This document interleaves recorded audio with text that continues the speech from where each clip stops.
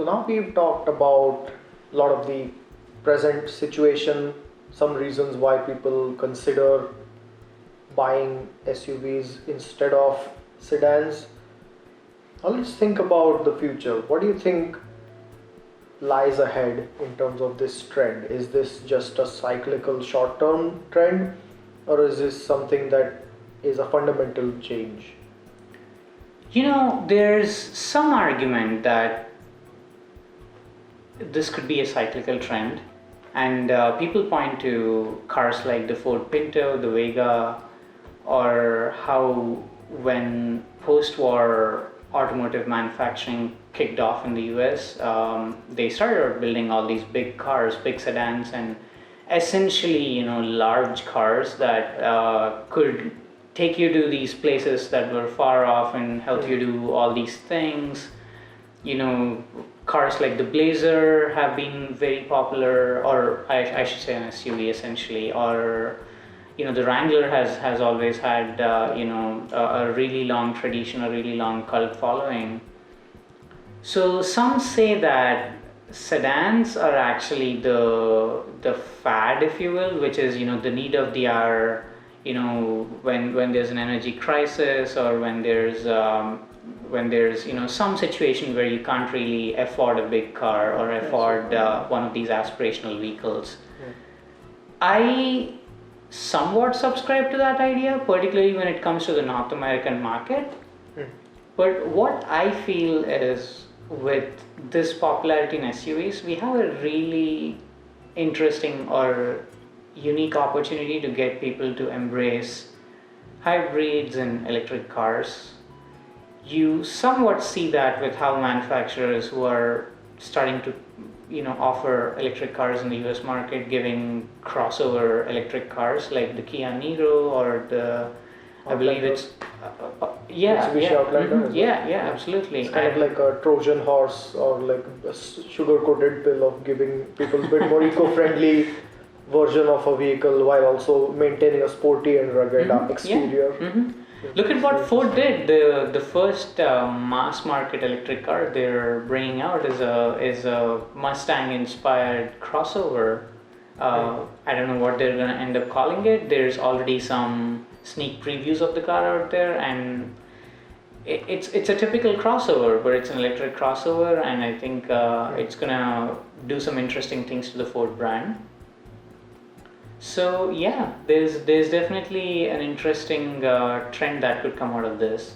You brought up an interesting point, thinking the other way around. Where what if sedans itself were the anomaly and SUVs or larger aspirational vehicles are the steady state? However, I feel like perhaps we are thinking in binary right now.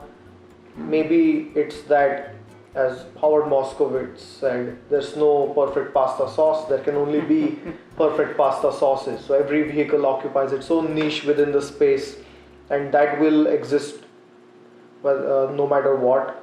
And depending on certain environmental factors, a certain one of those will come into the forefront. So in the 1978, there was the oil crisis in the United States. Before that, it was gas guzzling muscle cars, and there was no innovation in the fuel efficiency space. But then immediately there was a shift towards fuel efficient, and we got smaller econo boxes, but we also got things like the Chevrolet Chevette or other reactionary measures. So there were different things that people tried during that time, and as gas prices have now stabilized and fuel efficiency has been achieved even in larger engines, plus the added factor of electric and battery operated technology coming in, that aspirational vehicles or SUVs, lifestyle vehicles, can now exist in the mainstream. However, perhaps this just the short-term trend of the crossover being that sweet spot where everything comes together will not exactly remain that way for a longer time, perhaps, because economy can change at any point. Fuel, we are nearing the end of fossil fuels in the next century or so, let's say. There's also the fact that they're adding more and more technology, more and more features in vehicles, and the base price of vehicles is increasing a lot, Yep. significantly. And with adding these battery technologies and so on, this cost is going to add up eventually. So this is going to catch up to the North American markets sooner rather than later. So you think buying SUVs is going to get tougher, and that might shift the wave in a different direction? Yeah, in the end, it's about the cost, and there's also of course, here the used car market is a gigantic factor, but thinking of new car sales, people buying new cars, you can't buy a new car for $10,000, right? You can't do that anymore. Maybe 15, 20 years ago you could do that, but now you can't do that. You have to pay at least 15,000. The cheapest car, Nissan Versa or Mitsubishi Mirage, those are all $12,000 to $15,000 minimum. And then if you want something that's actually a decent and reliable vehicle, it goes up till 25, 30 even. You can see the statistics of people, average car loan or car payment that they have, that's going up, and average MSRPs of new vehicles is going up. So I'm not sure how this is going to be sustainable in such a environment.